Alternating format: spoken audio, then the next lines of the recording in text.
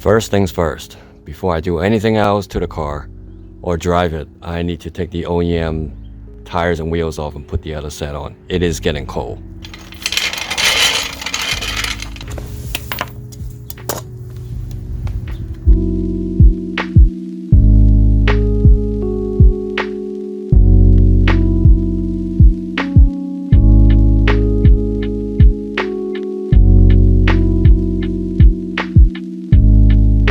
This is the 18-inch OEM wheel and tire. Let's see how much it weighs.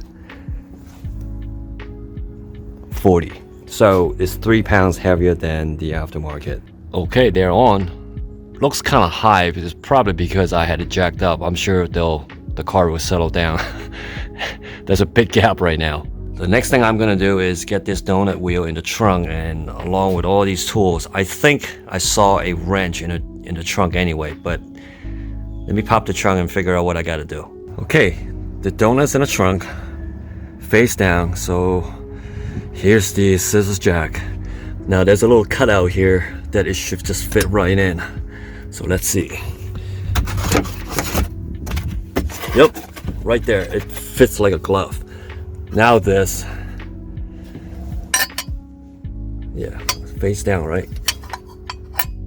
Yeah. And now here's the bolt, center tie down bolt. Oh yeah, it's not going anywhere. I took the tow hook out because I'm not like tracking the car or anything like that, just to save a couple pounds. All right, next thing, the handle, there's a cutout here as well, so you push it right in and it fits. Perfect.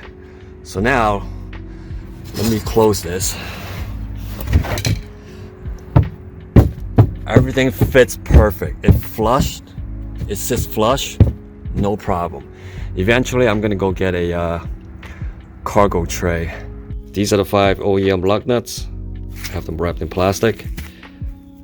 Spline key for the aftermarket wheel lug nuts. Right here.